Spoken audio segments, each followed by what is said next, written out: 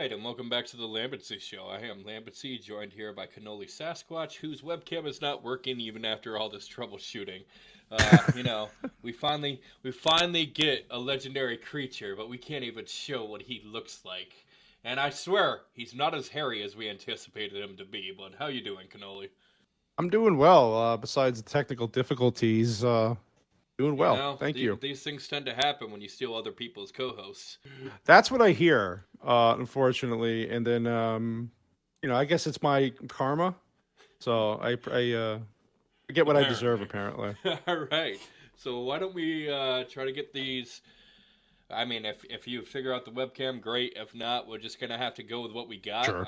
But welcome in Yeah, to go the ahead. Creator Spotlight that I am now officially relaunching, and you were the first person on the Creator Spotlight. How does that make you feel? I feel honored and, yeah, we're scared for you if I'm the first choice. And no, I'm just kidding. If it No, makes it's you feel any awesome. better, I I'm scared for appreciate you myself. bringing me on. I don't blame you. It's always fun running a show Oh, I by know, right? yourself. So, Yeah. yeah, as I said, I've been up since 5 a.m. just nonstop working on podcasts, videos, all that other stuff. It's always fun. But hey, whatever I can do to provide the highest quality content we possibly can.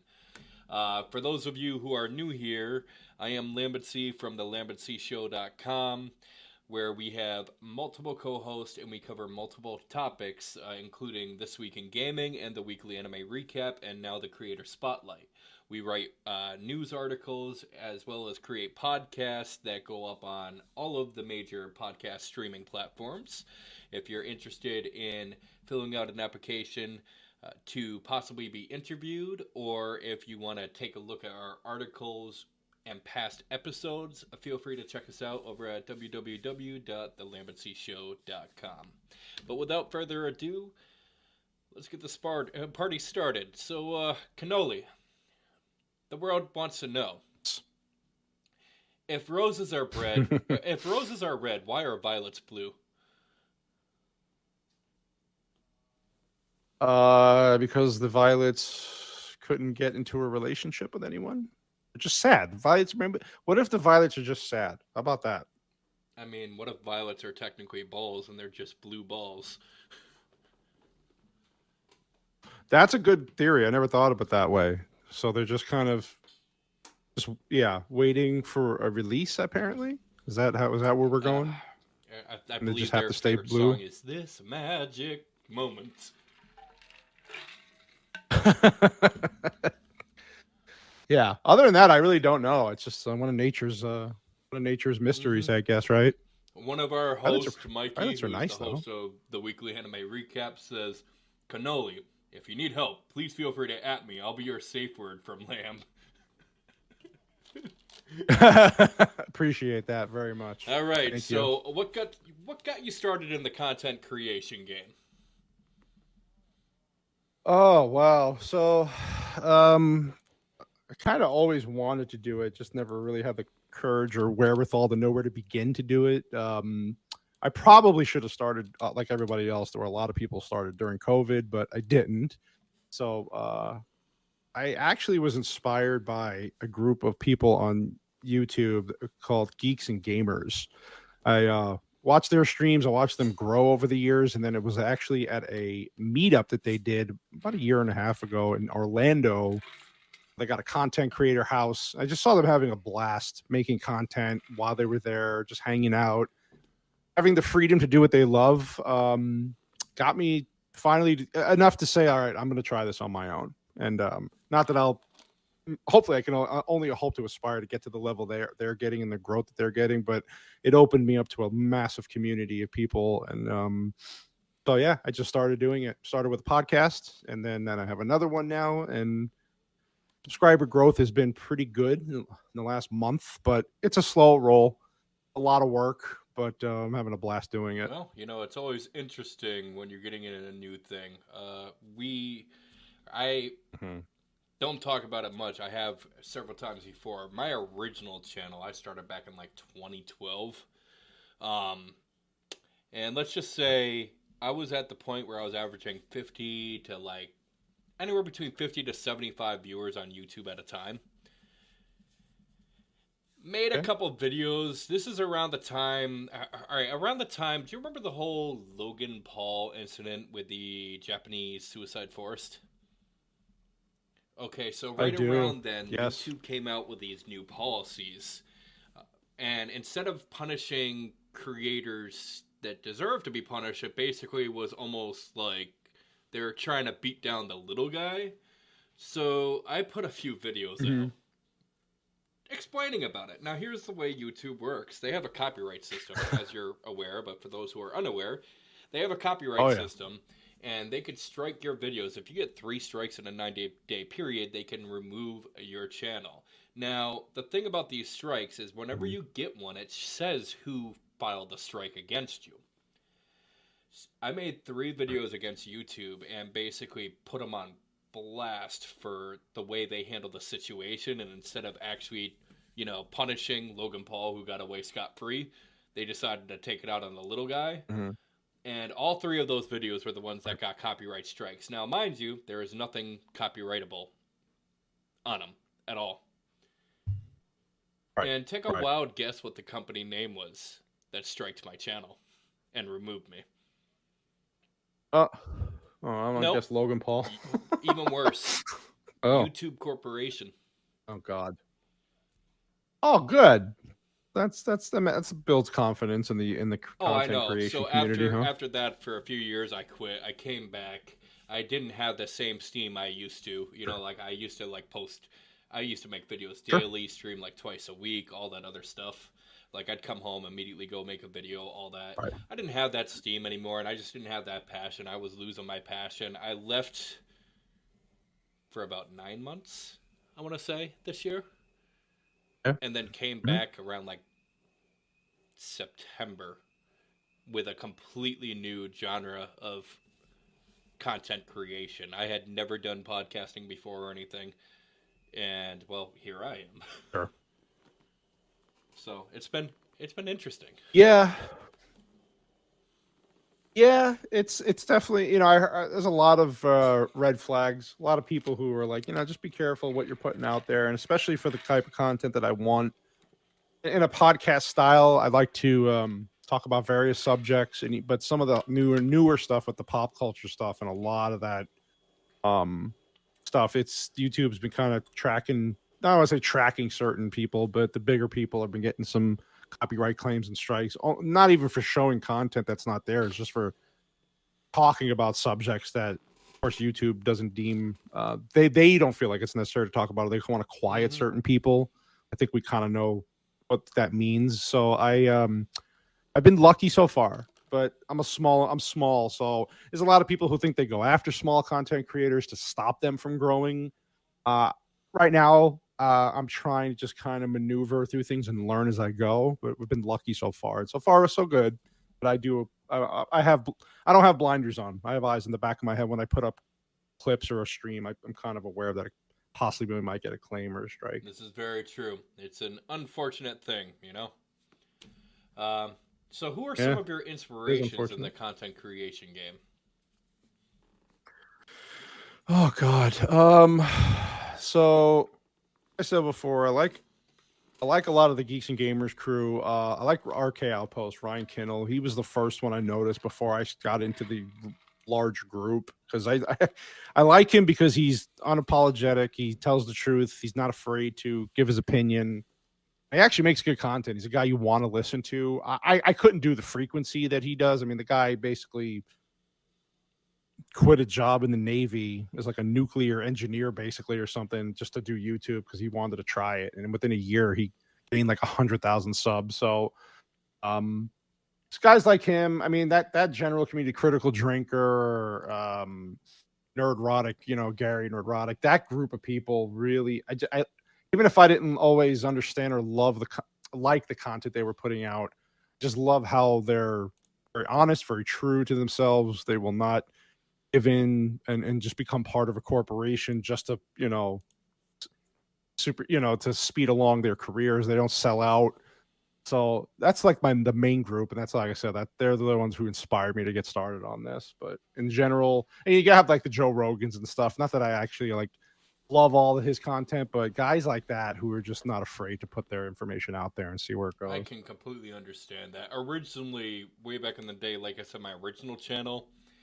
Uh, I mean, this guy is a Mhm. gigantic content creator now, but my biggest inspiration originally was Laserbeam. I don't know if you've run across him yet, Oh but I yeah, used to follow him when yeah, he yeah. was only at like 10,000 subscribers, and he was making challenge videos on Madden. And I was so happy to see Wow. that, he was able to parlay that into what he is now. Now, no matter what he touches and stuff, he just trends. He's hilarious, Yeah, you know. yeah, definitely. Yeah, no, I definitely have seen his Oh yeah, content. He makes good definitely stuff. makes good stuff. I strive to be that entertaining and stuff. But what inspired our comeback after being gone for like 9 months and coming back with, the podcast, in all honesty, had to do Mhm. with the fact that I got tired of unrealistic journalism. And what I mean by that is, bought journalists who are giving fake reports because Yeah. they've been bought. And on top of that, Hmm. like, it's not just bought by, like, for example, in the content, in the video game genre, Sony tends to buy their reviews, if that makes sense. And it's not just stuff like Hmm. that, Oh but it's yeah. also, it seems like a lot of these outlets are giving a script of what they can and cannot say. And Right. they go a little too far. Let's just say that if it continues going the rate it's going, they're all going to become like Kotaku. So, Oh God, don't even get me oh started with god. Kotaku. So we want to bring back I actual I'm journalism. with you there though. So, Yeah, it's important, especially these days. It's very important, and I agree with you. It's and then a part of the reason, and people could say, well, you're in a saturated market on YouTube or wherever you're putting your content because there's a million other guys like you. It's like, yeah, but why not have a million and one? What's the difference? One more voice. Maybe they'll get their information from us a different way than they get the other. Maybe we'll have different takes, but I think it's important to tell the truth. And as we can see, what's going on in the Twitter world, a billionaire took over the company, and while there are still some limitations on actual free speech there, it's gotten 100. It's a lot better. well, It's my a lot favorite better is than when it they start was. talking about And how, oh, no billionaire should have that much power, really, because you didn't say shit about Mark Zuckerberg. yeah, Zuckerberg, Bezos, like they did it. They pick and choose. When the guy's on their side, it's okay. But of course, when you have somebody against them, it's the same old song and dance. It's just they don't like that. And they bring up the whole right wing Nazi. It's like Now, it's a tired it's funny trope to now. It's me that all these people start talking about, you know, the right wings are racist, but then they turn around and they're the ones calling people Nazis. yeah, yeah. That's a double standard. It's just Hmm. it's ironic, isn't it? They're the ones actually doing causing the racism, and then they're calling out everybody else saying we're not inclusive enough. It's like, well, you're the party of inclusivity supposedly, but yet you're eliminating a certain group of people you don't agree with out of that group. You're keeping And them, most of them but are you're just the ones asking putting a questions. That's all literal they're wall. doing, but they get labeled as a That's hateful all. person or anything else like that. Misogynist, sexist, Yeah, whatever. Something with an ister-ism. yeah, and I'm not saying that even the people on the other side are always right. I know people who think Fox News is religion. And I think they're just as Oh, yeah, bad as they're the all others. bad. So um, they're all bad. Yeah. So to find that alternative media source where you can kind of trust, it's hard. It's a lot of searching and information, and a lot of people just don't have the time or the capacity to sit and just go through news sources. That it's just they hear what they hear. They're working, they got their families, they're busy, and it's like, okay. So a lot of them take it as religion or just brush it off. Getting into this content business though, it's really opened my eyes to a lot of other avenues. Like, oh, okay, now I really got to be even more careful about where I get my information. If I'm wrong, I'll admit it. I'm afraid to be honest, but But then on top of that, I'm a yeah, firm believer in it's not definitely just eye free opening. speech. I'm also a firm believer in having alternate viewpoints. So this is why I say anyone who's a host, I tell them flat out, like, listen, there's gonna be times I'm going to say things you don't agree with, or one of the other hosts is going to say things you don't Sure. agree with. But the difference is we're going to allow a differing amount of opinions. We may disagree with each other, but we're going to respect each other. So Sure. I know for a fact that I'm kind of like in the neutral ground, if that makes sense. I get some of the things on the left, I Mm-hmm. get some of the things on the right. I like to weigh my options. But I have a host that tends to lean left, Sure. and I have a host that tends to lean right as well. So we have a varying set of, Sure. viewpoints, and I like that about us. It allows us more Yeah. things, more kinds of, more viewpoints. Simply put. Yeah, it does. It keeps Exactly. things fresh. It definitely keeps things fresh. I have no problem having disagreements and As general, Mikey not says, even the amount of arguments, but just times him and I have disagreed, he ain't wrong. He is not wrong. just debates. It's a debate. I listen to your show. Your shows with even Vex on Sundays. There's some discord there, but it's generally it's always respectful. And that's the way I like even on my shows. I don't want you to agree with everything because I don't want to have a robotic sense of things where what I say is law and I have to have a bunch of sheep follow me. That's how we got into this mess in Oh this yeah, country to and begin with. A bunch of I've sheep always been the following. type of person who I don't like to speak about things unless I actually know what I'm talking about, which is why you'll see in a lot of the podcasts when I'm with Mikey or if I'm with Vex, there are things where I'm just solid. I'll let Mhm. them speak because I have no idea what's going on. But when it comes into my Yeah. specialties, things I actually know what I'm talking about and stuff, that's when I'm going to speak up. I was always taught that, Yeah. don't speak unless you know what you're talking about because it's better for someone to think you're an idiot than to open your mouth and remove all doubt.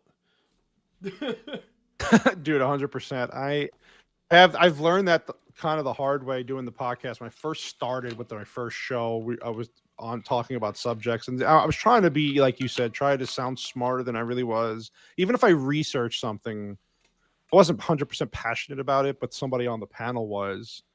I've learned to be like, okay, maybe ask more questions about the subject to the person who's an expert than just me trying to be sound, because you're right, you do sound like an idiot. Like, I have my co-host on Fridays. He's big into firearms, right? And I know a lot, but not as much as him. So we had a show about it, and I kind of stepped back and I said, okay, now you guys talk and you teach me and teach the audience. And it actually ended up being great because I learned a lot of stuff that even I wasn't aware of or known about that industry. And whether or not you're into it or not, even the safety stuff, it was eye opening to me. I was like, wow, if you actually just sit and listen and let the people on your panel talk or whoever you have talk on a subject matter that you're not 100% comfortable with, you can actually do a lot more learning than just, and then instead of just playing it off like, I knew that. Let's move on kind of thing. It's not just learning and stuff. Sometimes you can learn things about them that they don't see in themselves. For example, Vex and I, we started What? off when we did these podcasts. At first, I interviewed her, which is how she ended up getting the role. It's funny, Mhm. we've done the creator spotlight before, just none that have gone onto like Spotify yet. So I interviewed Vex Sure. originally because she had a very interesting story about how, and mind you, I think I titled the stream something along the lines of Vex found love in an unexpected place due to the fact that she found her husband on Twitch. Uh, and Right. Mikey, I interviewed him before he became a host too. We had as long as we had a good vibe, that's how people become hosts on my Mhm. channel. Like, if they have a good topic and we vibe on an interview, then I'll offer. But originally, Vex and I were talking Sure. politics. And Mhm. then we just decided it's too toxic right now. We don't mind coming back to it at a later date. Oh God, yeah. Definitely not. Mhm. But I noticed that she was very good at what she did, and I said to her one day, I'm like, maybe I know you love video games. Why don't you do a weekly video game report? And that's how we got started with the weekly Oh video yeah. game report, just because I witnessed how she was speaking, and when we would speak outside of the streams, I would notice her passion for it. So it's like, that's how I learned that she might be good for it, and I think I hit it spot on. If anyone has watched This Week in Gaming, Vex, she puts in work. She's good. Yeah, she's really good. She does a lot of research. You could tell, because when she's giving the information on a subject, it's not like she's, some people that half-ass the research on a podcast or a show. You can just tell. She comes off extremely professional, but extremely knowledgeable, and does, yeah, like you said, a lot of research, a lot of work, and it comes off very natural for her on the show. Where some people don't. So I think, yeah, she's a perfect person to have on. Oh yeah. And I love that show. Like, as I got to know her, it's like my Sunday night thing. Like, even if I can't watch it all at one time, I definitely go back, or even the next day when I start work really early. It's the first thing I put on and listen to it. I love it. Yeah, she's perfect for that role. Yeah, definitely. A lot of the times I listen to that and the weekly anime recap on Spotify or Amazon Music and stuff when I'm on my way to work. And the reason why is because I'm trying to find things we can improve or things that we can add to make the content better. So I also believe that you should always listen to your own content. You don't have to listen to everything, but just enough so you can get a gist of how you sound, how whoever you have on sounds, and just try to improve things as best as you can. But I completely agree. She does come out very professional. She is very knowledgeable. Now, does that mean she always has 100% accurate information? No, I'd say like 99% of the time. There are things I disagree with because she has a different viewpoint than me. Sure. But that's where my expertise comes in. So that's where you have that friendly little debate in the band. And that's good though. You need that. You need that balance though. Like it happens to me on my shows. Like it's like if you don't agree, or somebody will. And it's not even about the fact that the beautiful thing is that there's a camaraderie there, that you're so comfortable with each other, and then you can not cut them off, or while they're talking, when they're done with their point, you come back at them and go. Like I've heard you guys do it on the show, and it's like I said, it's very cordial, but it's good. It's because as a listener, it's interesting. Because you're thinking, oh, there's a little conflict here, but it's not toxic. It's not in a bad way. The most toxic that actually got was when she couldn't hear me. So I was like, Vex. And every time I get done, she'd be like, I'm sorry, I couldn't hear you. And I'd be like, oh, you son of a. Right. Like, little things like that. Yeah. But I mean, that happens, but like technical stuff, but in general, you got to have that. I don't want people who are just going to be a yes or no sir on because it's my show. I don't want people to be uncomfortable. I want you to be yourself. That's the first thing I said when I started, is I want complete honesty and just be yourself. And I think we've kind of we're getting to that point. It's getting better as time goes on. I try to tell them that all the time and stuff. I mean, I may not say it every week, but they know. I mean, I've said it to them numerous times. This may be my show, but this is your segment.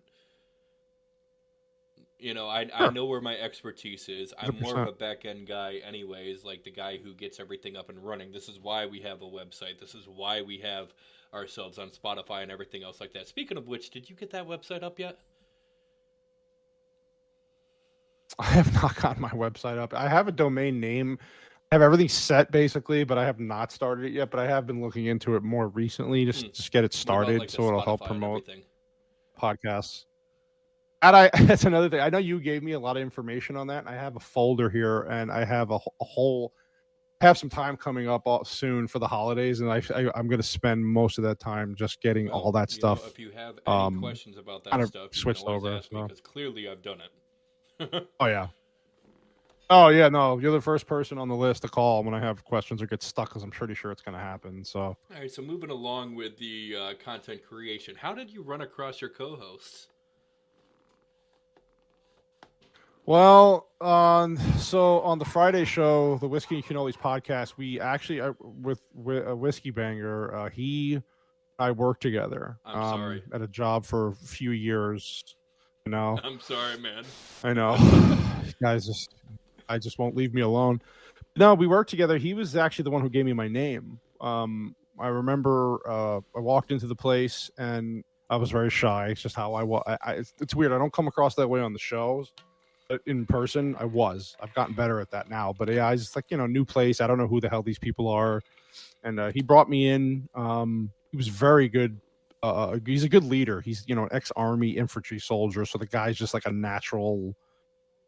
He knows how to what's the word I'm looking for? He's an alpha male kind of, but he's not in the bad alpha male sense. Like he's a good judge of character, and he's a good teacher. He's very patient.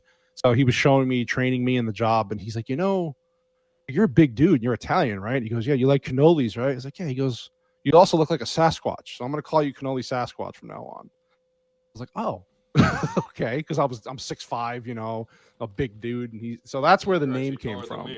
I worked with him. Yeah, I mean, yeah, I was supposed to be so taller the name till I hurt fit, my and back and then tore up my knee and everything else like that. But I'm only 6'3", man. oh god, it's still a good size. I mean, it's especially tall. when you consider So I was 4 foot 11 yeah, so 14. wow, yeah, you shut up, man. That's yeah, I like the height thing, and then I lost a bunch of weight recently, so like I look like I'm like 7 feet tall You now. lost a It's lot really of weird weight too. because I thinned out, but I lost 95 I did. pounds I lost recently. 100. Yeah, that's awesome. I got rid of my yeah, ex. that's good. I lost that.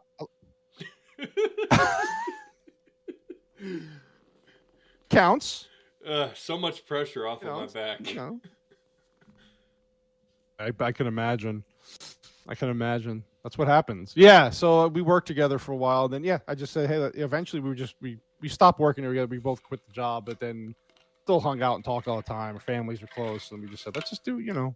But he was the first person I reached out to. I said, hey, let's do a podcast. What do you think? And he's like, he's very shy in front of people too. And I'm like, let's just do it. And he wasn't reluctant at all. Actually, he's like, all right, fine, I'll do it because it's you. And so here we are. I mean, he loves doing it now. He hasn't been on recently, but he's coming back this Friday because he got to take some time off for family stuff. So yeah, that's basically it. And then the other guy, the Filipino meatball, I worked with him too for a while, and he's a character. He's just pure comedy. I was like, I need this guy as a comic relief when he's able to come on, and we just gel together because we've known each other for so long. Well, there you go. At least you found some people.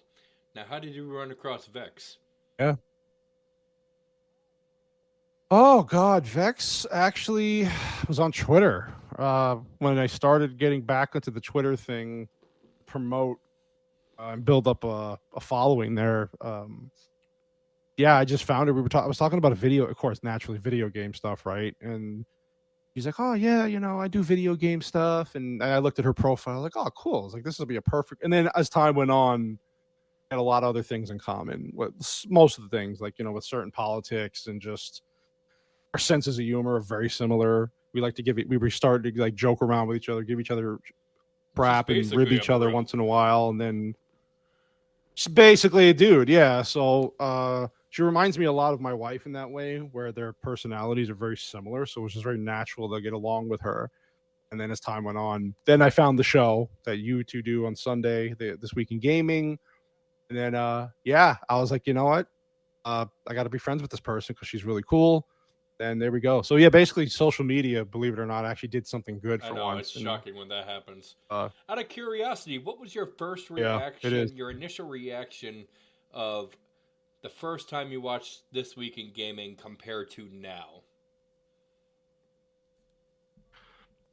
Well, I think my first reaction was like, "Oh, this." Well, initially, and even now, I have the same feeling about it. I love the show because I used to be much bigger into gaming, and I can't anymore because I got family, I work full time, and then I got the YouTube thing. So it gives me a lot of insight into things I didn't know. But I think overall, my reaction was, "Wow, this is a good show. I want it to grow. See where it goes from a technical standpoint. Let's see where it goes from a production standpoint." And I mean, not that it was bad before, but it's definitely improved. And I think it's even more entertaining now that I've kept up with it.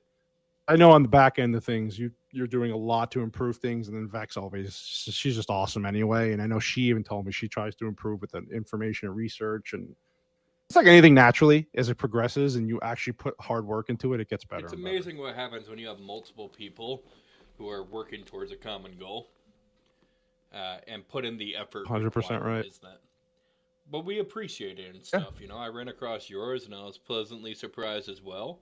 And we could always share notes on ways to improve each other and stuff if we run across little tidbits. So feel free to hit me up. Don't be a stranger. 100%. All Will right. do. So you've been given an elephant. You can't give it away, and you can't sell it. What do you do with it? Give it an elephant, can't sell it, can't get rid of it. I guess just put it in my backyard and use it to hang clothes. Remember, you got to feed it. So And that is true. There's a lot of neighborhood cats around here, so I mean, I think I that mean, takes who care of doesn't like itself. Chinese? 100%. I'm sure elephant gets hungry enough, it'll eat a cat. Not that I want that to happen, mind you, but just saying, saves me money. I would prepare for war. Old school tanks, man. Yep, exactly. I like that actually. That's good. Get it ready for battle. A battle elephant sounds good to me. We'll call it the battle house. I don't know if you've ever seen that YouTube short. I have actually. Okay, That's why I okay, was good, laughing. good, It's good. pretty funny. I I'm glad you yeah, get the reference. got it. So what keeps you motivated to Oh, yeah. continue creating content? Oh God, I think it's what you said before. Is just well, two things. When I do go back and rewatch, um, and then this is not like a self-absorbed, egotistical thing. It's like, oh, I'm actually better than I thought I was at it. But there's always room for improvement. But it gets me excited when I do go back and listen and just listening to the subjects we're talking about. Gets me more motivated, and then just seeing what's going on in the world still. Um, I'm just a small YouTuber now, but just to have an extra voice to get information to people to kind of broaden their horizons, kind of open their minds and eyes up a little bit to what's really going on. Um, that and then always when I do start to feel a little stressed out or taxed on this, something will happen where I'll get a boost in subscribers or even just a comment from one person saying, "Hey, I really loved your podcast. I loved your subject. You're doing a great job."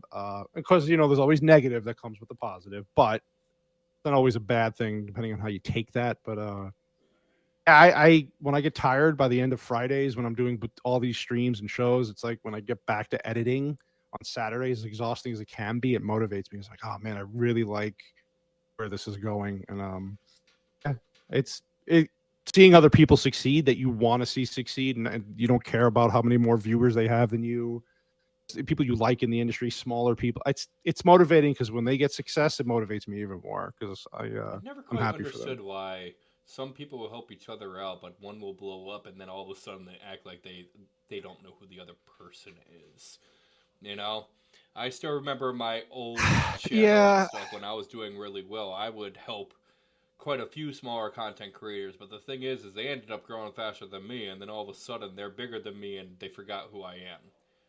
Uh, it's just funny how that happens, and yeah, this is why I mean I'm never gonna change. I'm still gonna help people out if I think their content is good. yeah. I think it's just all ego. I mean, that's the biggest thing that I think hurts human beings is ego, right? It's like you said, and I agree with you. I'm not by any means a big social media mogul, but there's times where I have more of a following, say on Twitter, and I always try to help people out because I see people are like, oh man, I really wish I can get to like even 50 or 100 followers on Twitter or 50 or 100 subscribers on YouTube, and it's like, okay, so the first thing I do is like, all right, let's help this person. So I'll retweet it and say, hey, this guy's a great guy. Let's get him some followers. Let's get him some subscribers. He deserves it. And I'm not saying it works, but I do like that. If I am a little bit above someone, I would love to help them because I know what that's. I started off with like 4 Twitter followers and 5 YouTube subscribers, and now it's gotten better, but it hasn't changed my personality at all. It's like, oh, you only have 20 people. Oh, you're a piece of crap. It's like, no, that's not the point. I want to help people. I don't care if somebody surpasses me and gets 100,000 followers and I only stay 20,000. It's like eventually, to me, it's not about that. It's doing what I love, and I love to see people succeed. Good people, especially. It's the one thing I always post on social media. Like, I love helping good people. If you're genuine, then I have no Well, problem I doing like to good for say you. it's really about the content of their character and what they, You know, what kind of That too. content Yeah. they provide. I mean, I'll give you a perfect example. Going back to Laserbeam, Laserbeam just randomly ran Mm, across Mr. Fresh Asian and took him under his wing, and now Mr. right. Fresh Asian is also a huge content creator. Now, I'm not saying that you have to do Right. things like that, but Mr. Fresh Asian provided something and they got along. You know, I mean, hell, Laserbeam all the time jokingly says that he's his father, you know? So it's all about creating good content. I don't care how big or small someone is. If you create good Sure. content, give me good banter, I'm all for it. You know, if we blow up, I Mhm. still don't care. I'd love to be the person where I watch, you know, we get huge and I watch a smaller content creator Mhm. who has great content but just doesn't have the reach and just reach out as this gigantic creator and be like, hey, listen, I've been watching your content. I love your content. I want to put you on the creator spotlight. You know what I mean? Like, I would 100%. love to be able to do that 100%. and just Yeah. be able to help people kickstart their careers. I agree with you. If I'm lucky enough to get big enough on my own where I can do this full time and yeah, it can help somebody, of course I would do that because that's what this whole thing is about. It's yeah, I understand that initially you're doing it yourself, but if you can't help other people and it's not if it's not genuine and you're just a miserable person, it's like I don't need an ego stroke. I don't need a pat in the back. Oh, you're the great. It's like I don't need all that. Is it nice to get? Is it a confidence boost when you do? If you had a lot of subscribers, yeah, okay, it's sure. Because you think because what you're doing is actually resonating with people. But I have no problem with guys asking me for advice, and I know he's good, and I think he has a talent and a future. Of course, I'm going to help that person And because why not? sometimes Can't they keep it have all for that myself. talent, What's the point? but they're missing an element. But you know what that element is, and you know how you can help Sure, them.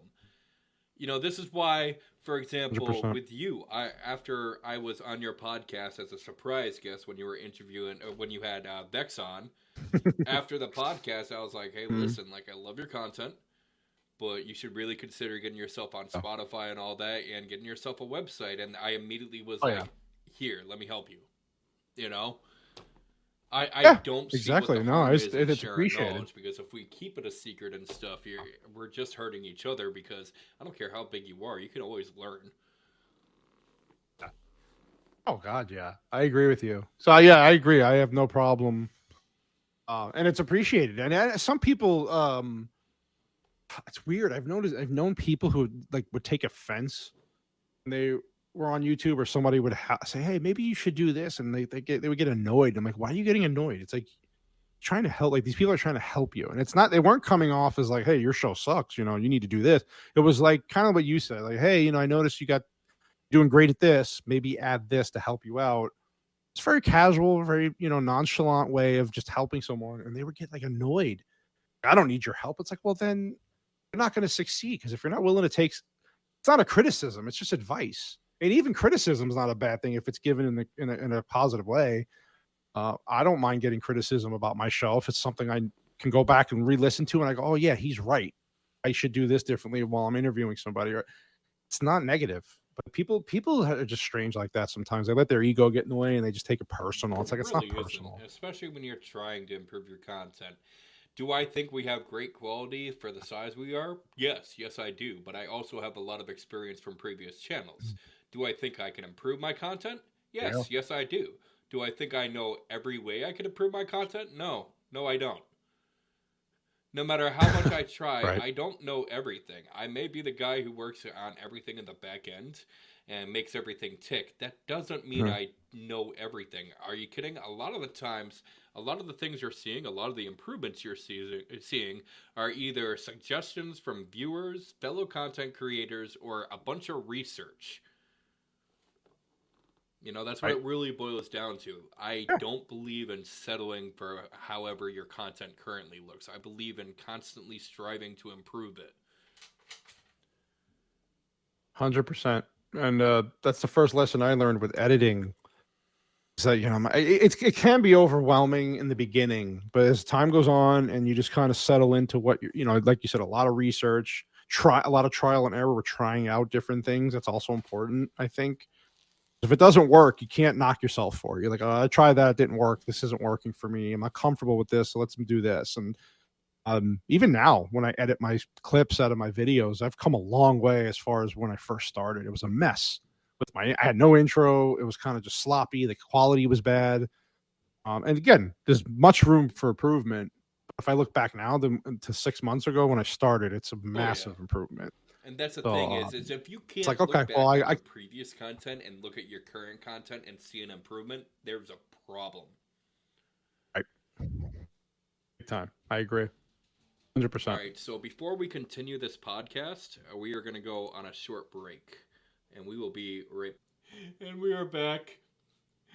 We were able to fix his webcam. I don't want to say what I suggested that fixed it, unless you want to. I think it's hilarious. No, you could. This is what we were just talking about. How you need help. I needed help. It was the simplest I literally suggestion. said, "Can you unplug your webcam and plug it back in?" And it starts working. Yeah. I feel like an idiot, but this is my point. Like, this is a bad thing, though. See, some people would have took offense to that. I cried a little bit. But, yeah, I got over it. It's one of the first things I always do. The other thing is, if that didn't work, my next suggestion was going to be put it in a different USB port. I've heard that before, but not with cameras. Well, it really depends on the computer, you know? All right, so...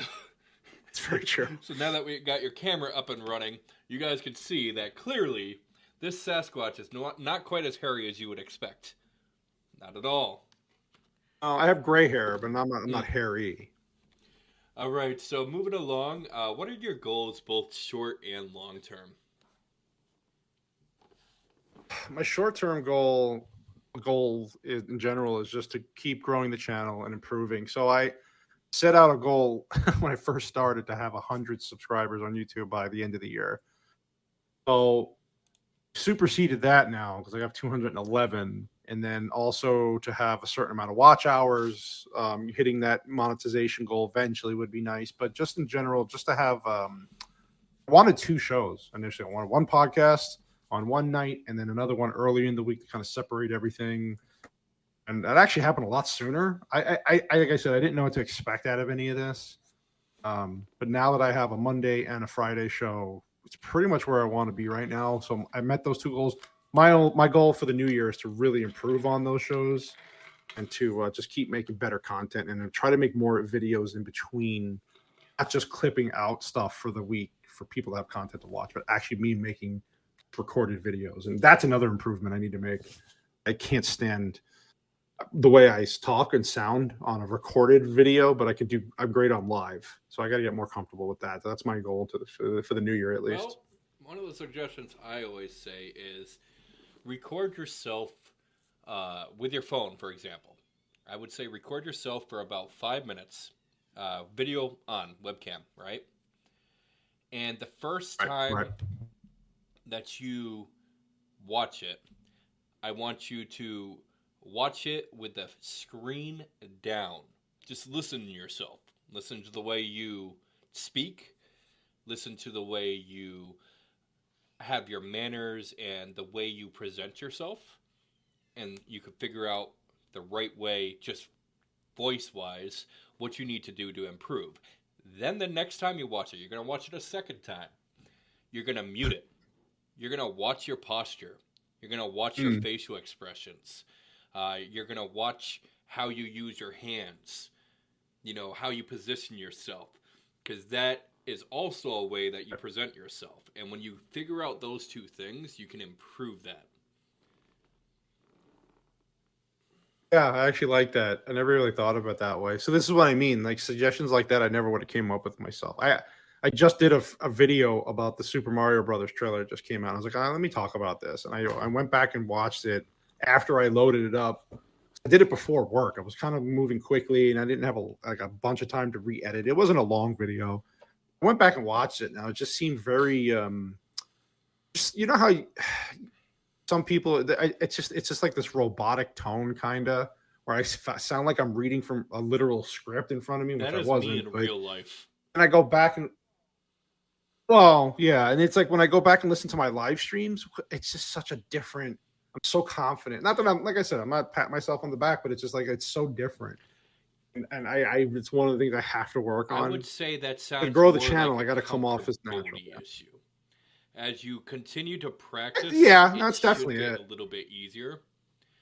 I've been doing it for quite a while, Yeah. and I'll be honest, I'm more comfortable Mm. doing that than I am talking to people in real life. Yeah, it's crazy because it's the opposite for me now. I'm not saying that couldn't at least get, even out eventually. The more I do recorded videos, but I love talking to people live. It's really weird. Like it's I don't know. I'm not like I said. I used to be shy in front of people, and then I just kind of grown into the just like, I'm just gonna be me. Why not? And when I'm interviewing people, whether it's talking to people in real life in front of me or just on a stream, it just seems very natural to me. Doing the recorded stuff is frightening. I'm just like a deer in the headlights staring at the camera going, oh God, what do I say now? And so I just have to structure it better. That's all. And like you said, with time, Oh, it yes, it will definitely improve. will. And if you need help and ideas on how to structure it that might work for you, feel free to reach out. I've clearly got the experience. I wouldn't say I'm an Of course. expert, but I would say that I'm certainly not a rookie at it. I have some experience. Oh, I'll take any advice. All right. Yeah, Uh, definitely. so, what's the most interesting thing about you that we wouldn't learn normally from your content alone? Oh God. Most interesting thing. I gotta think about this one because there's so many. No, I'm just kidding. Probably that. God, I gotta think about this for a second. Most interesting thing would probably be that I'm very well, actually I wouldn't say it's an interesting fact. It's just something I just don't like being in public. I think I have like an underlying anxiety, a phobia of being out with a lot of people. You probably maybe you wouldn't know that, but just by the way I come off in my streams, I think it's like an undiagnosed thing where I'm a homebody, and I always thought it was because I just prefer staying at home. I'm more comfortable at home. That's part of it, but I actually don't. I tend to have a lot of anxiety being out. I stress out like when I'm getting ready to go out somewhere. I actually literally work myself up to the point where I'm just like literally sick to my stomach every time. My wife would be like, every time we do something. So I think it's just an undiagnosed anxiety that I never really dealt with. It's really weird. I don't want to say it's interesting. I just think it's something I've realized more as I've gotten older. I would even say that the way this world is currently set up, I would actually say that fear might actually be justified, as you don't actually have to do anything in public for something bad to happen to you. And COVID changed a lot of that too, right? Where you were Oh, kind it of just got a stuck lot worse inside and you too. just got really comfortable in your space. I work from home now, so it's like being out in the public. It's a little yeah. I have to kind of catch my breath once in a while when I go out. I'm going out this weekend with the family for a big Christmas thing we're doing and I'm like, oh God, I'm already like trying to find ways out of it. But I think it's just more of a mental thing where I can just be like, nah, I want to stay home where I'm comfortable, but also not a healthy thing Well, either. I wouldn't say it's unhealthy. It really depends on the person. Some people are just happier homebodies. I wouldn't even say that this is an undiagnosed Point. thing. For all we know, it could be. However, I'll tell Hmm. you from personal experience, not everybody requires outside stimulation. Me personally, if I didn't have to Good go point. to work, I would never leave my room, let alone my house. I understand that. I understand. I got everything I need in my house, right? So it's like, why do I need to be out? And I even have food Exactly. delivered to my house now. So it's like, no, I'm And comfortable. now you have Instant Cart. They could just do your grocery shopping for you. Oh yeah, I used it a lot recently. My wife was sick a couple of weeks ago. We used it a lot. So it's amazing how the world has changed that way. So, who do you think is an overrated content creator? Oh God, over. Huh. Uh, it's a guy that I used to really like back in the day. I mean, it's pretty obvious now if you know who he is. I think that currently, and I don't think he's as popular as he used to be. He still gets a lot of name recognition, and this might be controversial for some. I think Howard Stern is the most overrated content creator out there now. Well, but I'm just going by like who I used to listen to and actually like, and then now, the guy has just become. First of all, he's never on the air, never doing half the shows most of the time. He's always taking time off, and I just think listening back, people love the man. And I'm not going to say he didn't change things for radio, of course, back in the day, and he definitely was a revolutionary in some ways, but now he has become extremely overrated. And I think it's because of his attitude change, his politics changed. Like he just became a corporate shill, basically. But now listening back, I don't think he was ever as good as I thought he was. And there's other people, like I know a lot of I know people that I know think Joe Rogan's in that category. I'm just going by like big content creators that are really well known. I'm kind of 50-50 with him sometimes, but as far as like YouTube stuff, kind of hard to tell because I stick within a certain group for my YouTube content. Of course, there's bigger names out there. I mean, you can go with the Logan Pauls and all those people, and which I don't understand it. And then there's the other Ethan Klein and those kinds of. I don't know. I don't get it. Like I don't get how these people are popular. They're Ethan annoying, Klein but in particular, it's just kind of cannot stand. Here's a guy who participated. Yeah, and then not only participated, but encouraged cancel culture. Then when it comes around and swings attacks the other way because he got exposed for being who he is, he wants to cry wolf. Yep. Yeah. He just comes off as a person who's not genuine. He's not happy. He's just playing along for his fan base because it grew to a point where it's a guy. He just seems miserable. Like when I watch other content creators, they're actually happy with what they're doing. You watch him or whatever clips I see of people talking about him. The guy is never. Just seems miserable. He's never happy. He's always complaining. It goes along with other things as far as lifestyle and politics sometimes, but the way he just his overall how he lives his life. But I just recently there was something about him, and I was just like, how do people get? And then his brother, what's his brother's name? I don't know. I try not to pay attention to him. I forgot he even had a brother. It's like. These people have like 40,000 people watching them live, and all they're doing is bitching and bitching. Talk about socialism is great, and he's living in like a mansion, flaunting all his wealth. I forgot what his brother's name is. I'm gonna get shit for this probably because there's a lot of. He's a very well-known YouTuber. He's very popular. People like that drive me crazy. It's like they can do their thing. There's room for them on the platform, I guess. I just don't understand why they're so popular. To me, they're annoying, but that's just me. And as far as the whole Joe Rogan thing, like I get that a lot of people say he's overrated. I think he's underrated. And I'm going to tell you why. I think he gets a lot of hate simply for the guests he has on, but if you've ever sat down and listened to one of his podcasts, all he's doing is allowing an open conversation and allowing someone to express their viewpoint. I agree there. And then questioning them. I don't see the harm in that. Open discussion and free speech should be allowed. If we can't talk about the difficult topics, what can we talk about? Because if we don't talk about them now... Especially during the last 2 years. Have you seen what's going on in China? Oh, yeah, no, I agree. I have seen everything that's going on in China, and it's scary. There's a lot of scary stuff happening just around the world in general, but China especially. Of course, it's been swept. It's being swept under the rug by our own people who are going home to home and now taking people into quarantine, even though they don't have COVID, and forcefully evicting them. Of course. Yeah, and I have been seeing that, and I was talking recently with a buddy of mine, and I was like, it's funny because you damn well know that our own government would love to be doing this, but there's one thing stopping them. I think you guys even talked about this. It's the Second Amendment, and they know that it's going to be a fight to get that away from people, but they're not going to stop. They're going to keep going.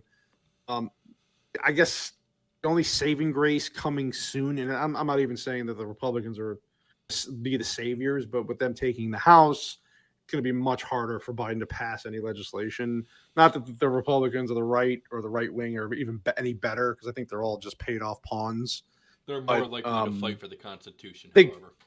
At this little bit, even if it's fake, they're going to 100%. Yeah, 100%. So they have a base to cater to too, and they're going to do what they can to keep that Second Amendment. After January, it's going to be easier. So, that's the only thing stopping. Honestly, is that especially in states like where I am, and then I have family in Texas, and lots changing here though too because of our new governor, and that worries me a little bit. But we'll see how that all plays out. All right. So, who do you think is an underrated content creator? Oh, Lambency, you're the Aw. underrated content creator. No, I like the I can always bring out the big guys like who do I think I think I told you I think Outpost, not that he's underrated. I think he should be bigger than he really is though, but I think it's because of the content he talks about kind of restricts him in some ways. I love him though. I think he's great. There's a lot of little guys. I think honestly, the one guy, I mean, besides you and Vex and other people, the one guy I really, really like, he's really starting to hit a stride. Is his name's Abomination AJ.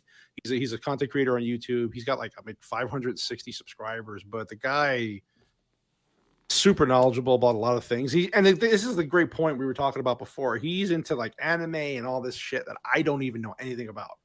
Yet when I hear him talk about it, he actually gets me involved in the conversations. He's really up and coming. I think he's going to blow up. He's going to be the next Eric July, Ripa with the comment. He's trying to create his own content, and then it's guys like him though. We're going to look back and go, hey, I remember when I was friends with that guy and he had 500 subscribers. Now he's got like 500,000. Mute my microphone. So like guys like him, RK Outpost, I love. I think he should be much bigger than he is. Go those guys, but I like a lot of the. I support a lot of the smaller guys now because I'm in that group. Number one and number two, I think they don't get a lot of recognition because they're starting out, and they should. So I try to promote those guys as much as I can. How I'm getting twice to sometimes 3 times as many average viewers when I stream over on Rumble. Just because Twitch is just completely Rumble's great. Saturated. Twitch has got some problems. I know that you and Vex we've talked about that too. Me and her. It's weird because Twitch changed a lot in the last few years, and then a lot of people weren't happy when they changed how the money was split. I think it's 50-50 now, where it was 70-30 before with the revenue. Yeah, that pissed a lot of people off. They kicked a lot of big content creators are leaving. I don't know if I want to say Twitch is on its last legs, but there's other alternatives now to Twitch, and they're growing. There's one called Locals, which is a massive. It's becoming massive. Geeks and Gamers just moved a lot of their stuff there, and Rumble, of course, is another competitor. I think Rumble needs a lot of work on their interface and some of their tech on the back end, but probably the best alternative right now. And of course, everybody's waiting on Twitter. If Elon Musk is going to do something in the future, that's where a lot of people are going to look to for content is Twitter, maybe. But, I think Twitch is kind of, I think Vex has even said it's pretty much it's on its last legs, and it's just a matter of time before it's just like, all right, becomes obsolete. I mean, as you see, I still have some podcasts that are on Twitch, but I have content on all different platforms. I try to have different content on different platforms, which I'm sure you've noticed because I've noticed you follow me on like all my socials. So you've noticed. Yeah, no, I do, and there's a difference, and I like that there's options, and that's definitely something with the podcast part of it I want to expand on. But even the video, I expanded to Odyssey. I have my stuff mirrored to Odyssey, mirrored to Rumble, and eventually, when I have more, when you build up followings on those platforms, you can do live stuff, or you can pay on Rumble to do some live content. But promoting those more as an alternative, because let's face it, as much as YouTube, it's great, but have their own issues, and they, like you said, they silence people, and they can, you got to diversify. I think it's very important. Get away with on certain platforms. But one of the things I did I agree a long time ago, you remember that original channel where I quit for a couple years after what happened? You know what my biggest mistake back then was? I had no second platform. I had no other social media. I didn't even have a Discord. All right, I lucked out that a couple of the people who followed me, who were avid fans before, refound me a couple years later when I restarted. For example, Kojiro Takamashi is currently on like month 56 in a row as a resub on Twitch. And he was awesome. There on my original channel. So he refound me, and he's been around forever. I actually play games with him when I can sometimes. Awesome. Yeah, I started a Twitch channel and then never used it. I was like, oh, if I want to play, I'm not like I said, I don't play games as much as I used to. But when I was like, but this would be the place to actually do it. If I want to get on and play some games, it wasn't working. The few times I was on, then I just I'm just going to go on YouTube, and I get a little more of a pull there from when I do play occasionally. But you have to diversify your platforms. So if I, God forbid, got kicked off YouTube, the Rumble would be the next option. But I like that the option for now, like at least I can mirror the content there, because I could say, hey, if you don't like YouTube, you don't, there's these two other platforms now that my content goes on immediately right after I'm done here, and the next day it's up there. Then eventually, as I grow and get more followers here on YouTube, I can grow on those platforms, and then just like you were telling me with the Spotify's and the podcast stuff, grow there. That's, like I said, one of the goals in the new year too, is to kind of spread out, and then the apps, like you said, Discord. I just started doing that, and then obviously Twitter is where I get really probably 95% of my traction. My following there it's really gotten a lot higher in the last 3 months, 3 to 6 months. Even in the last it helps. month, I retweet a show of you. I've watched you grow, skyrocket the last month. Yeah. I mean, so it helps a lot when I tweet too, like crazy. I personally haven't, but I'm also less interactive. Because I'm the guy behind the scenes doing all the other things, and I work full time on top of that. So I just don't have the time to be as interactive it's not as easy. I would like to be. But that's fine with me, because that's why I have 100%. hosts.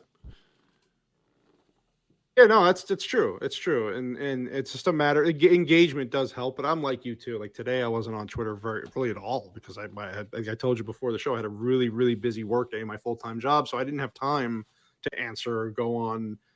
There are days where it slows down a little bit for work, and then I have occasional like a minute or two here to go see what's going on or retweet something.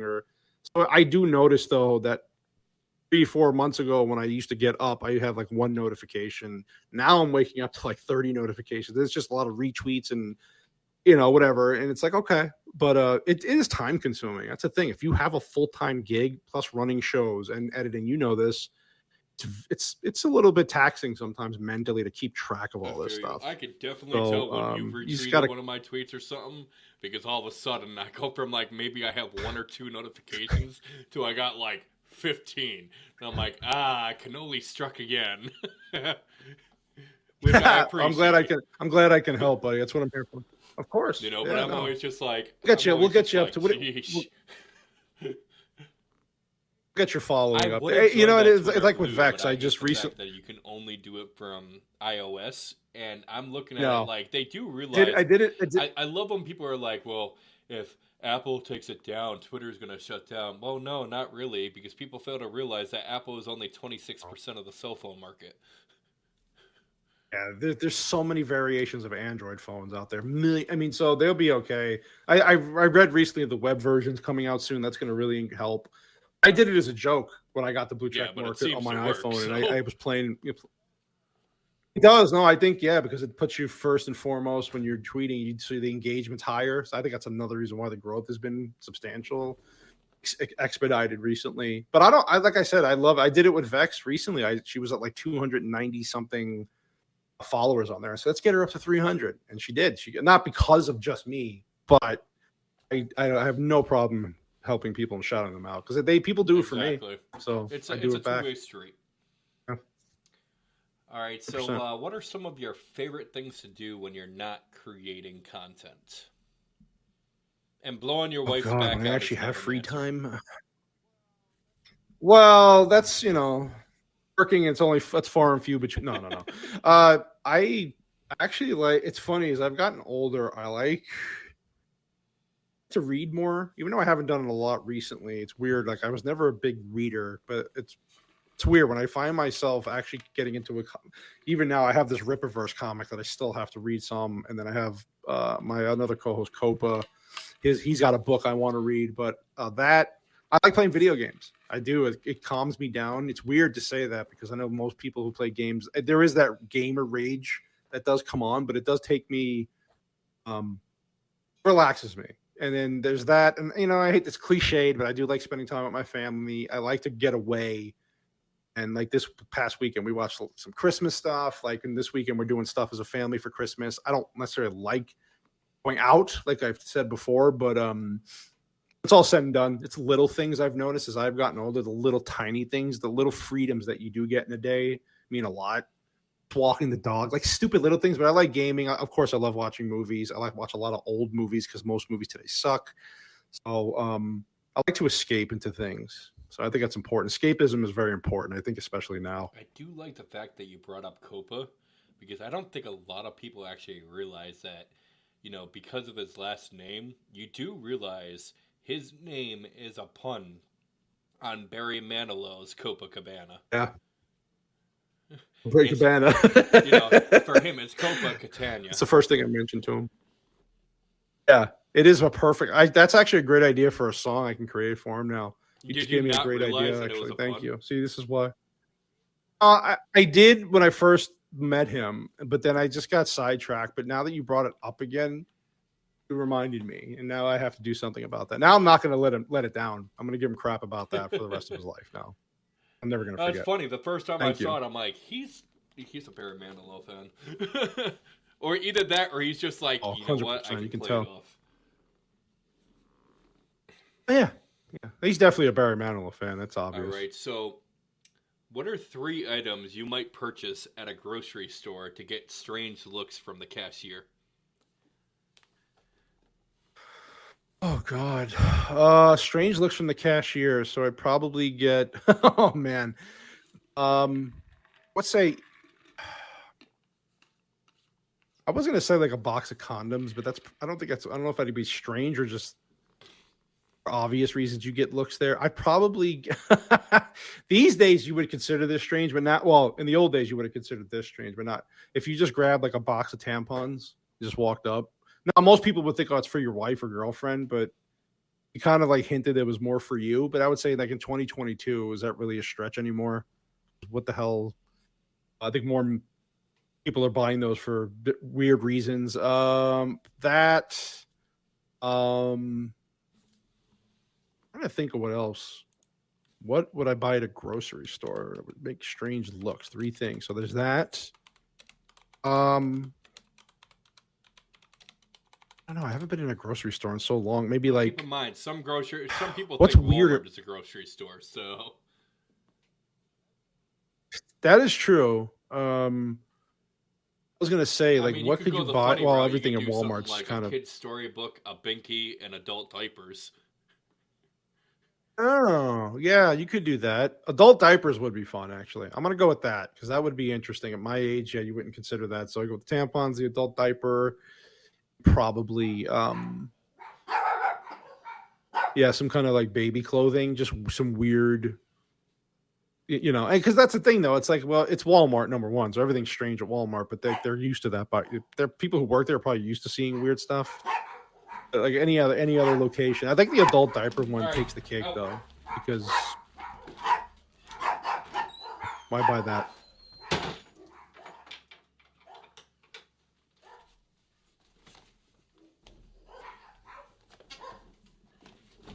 And that is why, even though I love my dogs, I try not to have them in when I'm in the podcast because just,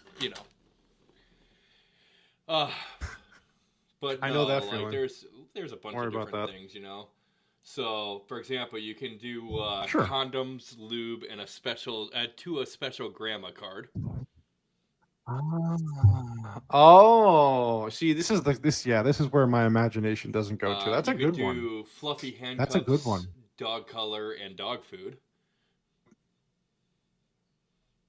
Yes, I like that. What if pineapple, Vaseline, a cat first aid kit. Sounds painful but fun at the same time. Sleeping pills, frying pan, and a DVD of Jeffrey Dahmer. Oh yeah. Yes. Okay, now you're going deep. This is the stuff I couldn't think of initially.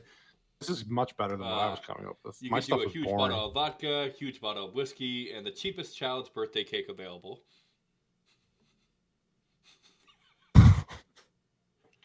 Okay, that's a good one too.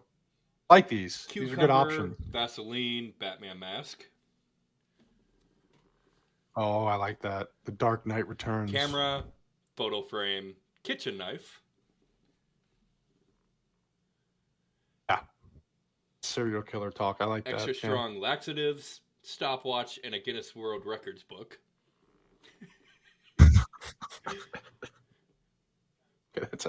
Yeah, see, you're going way beyond where I was thinking. Yeah, this is good. I How like the about thought process behind this. matches, gas, and rope? Sounds depressing. Rubber I like gloves, it. retractable telescopic stick, and hemorrhoids cream.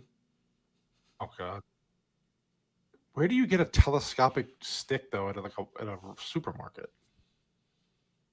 Sell those? Flowers, Like it. flowers. Sorry for your lost card. Rat poison. Ah, murder. I like it. Yeah, there's a bunch of them. Oh, that's good. Yeah, this is stuff I wasn't even thinking about. Like you're actually using your imagination I on mean, this and coming up with originally some when I clever was coming things up with here. this question for you and stuff, I was just gonna give a suggestion of, you can go for a shovel, rope, and gloves. But then I was like, no, let's go deeper. Yeah, that would make sense though with the Italian background. Like All that. right, so what are some of your favorite anime or shows or movies to watch besides the Jeffrey So Dahmer tapes? I'm not. Well, that was obvious, right? I'm not a massive. Well, anime. I'm just kind of like coming into the forefront of anime, so I'm not like a massive fan. There's nothing specific. I think the most recent anime I've watched, you could consider, was the Cyberpunk Edge Runner show, and then Castlevania on Netflix. And so, like anime, my daughter kind of is in more into the anime. Going just generalized movies. Um, I heard you're a God, big fan of pretty much everything anything coming in the out mob. of Marvel Studios lately.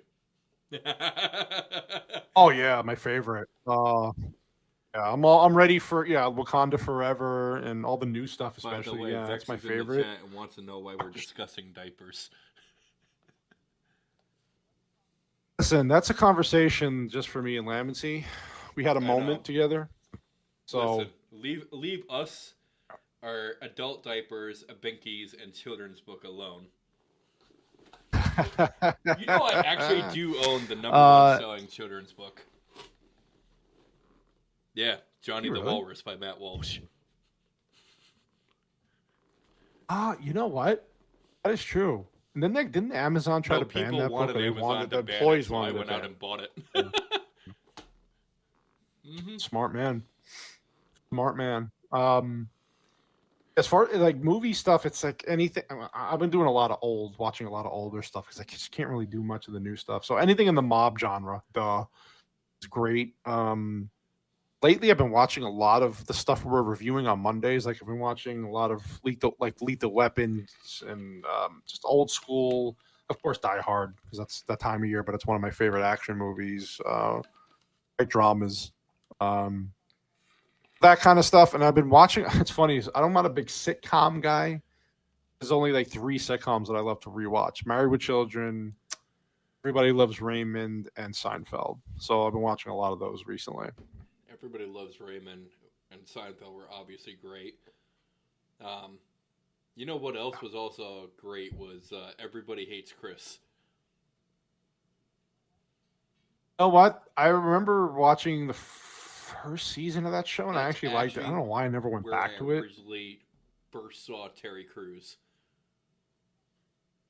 Yeah, I was gonna say, yeah, he got really big after that. Well, I mean, like in stature, he's a big dude, but yeah, it was a fun show actually. And I remember when it came out, it got really popular really fast. I don't know how many seasons Neither it do went. I. I just remember. I know it was popular. How funny it was to watch. And especially because Terry Crews played his father so perfectly. Did you throw this out? It was perfect. This is 73 it was good. cents right here. That just had me laugh. I was like, yeah. Yeah, that was a good show. On a more serious note, if someone held you at gunpoint right now and told you that you had to get rid of one co-host, who would you throw under the bus? Oh God. Mind you, this is going on Spotify. They're all gonna know. We're all gonna know. I'm gonna go with. Oh God, I hate to say this because I love all my co-hosts.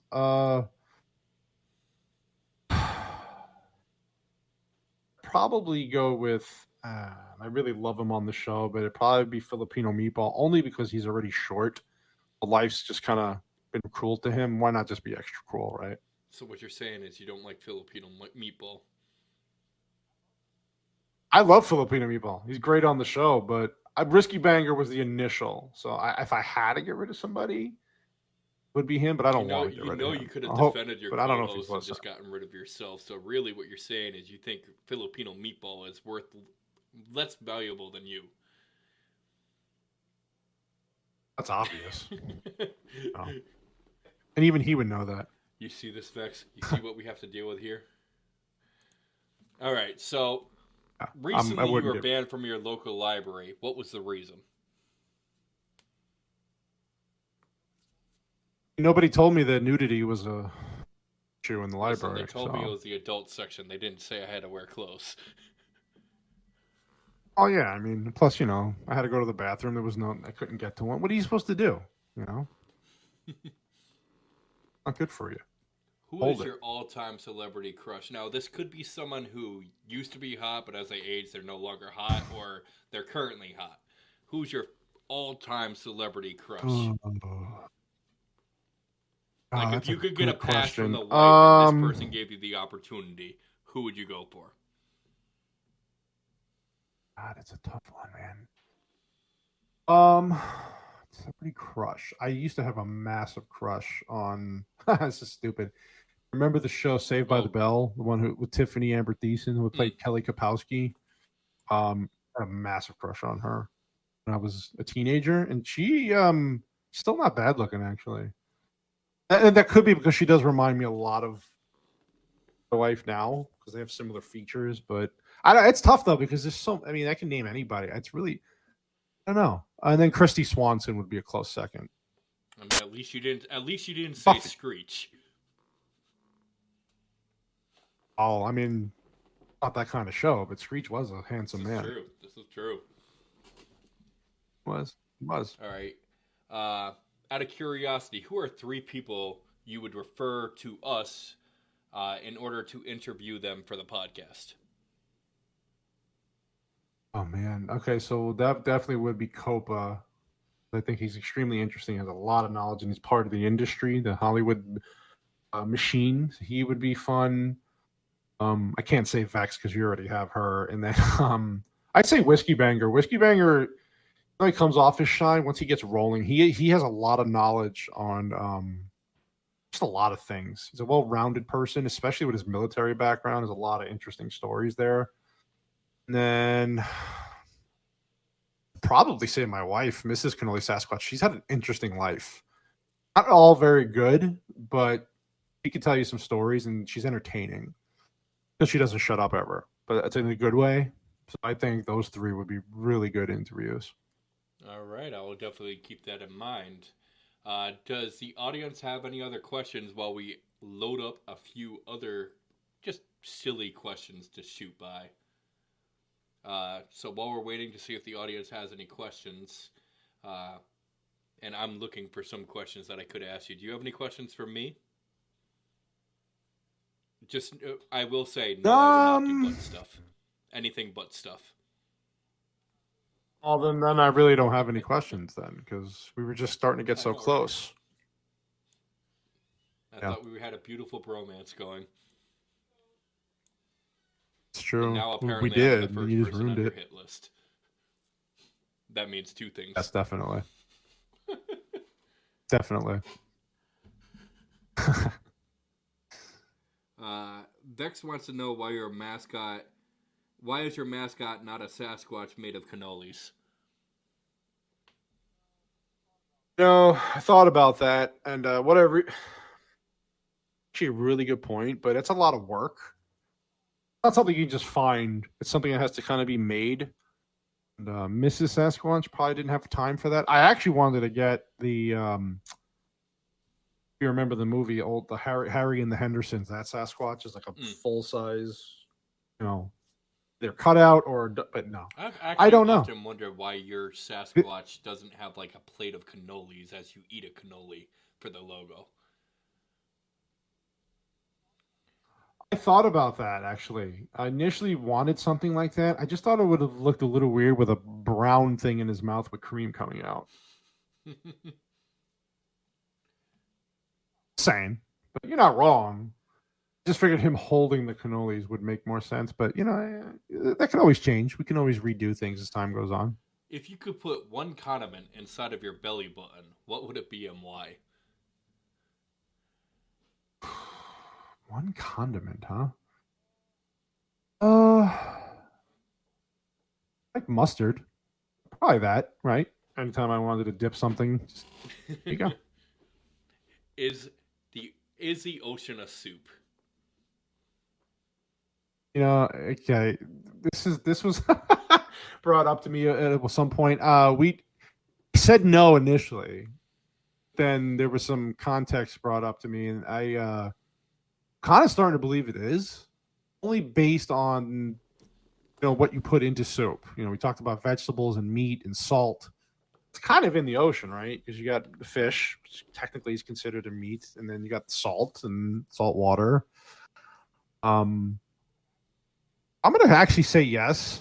I know people are going to go like, no, there's no way, because it's not actually a meal. The world's just one big bowl. Yeah. You drink soup technically, right? You're not eating it because it's not so why not the same with the ocean? So who actually tests the specific dog food when they say that it has new and improved flavor?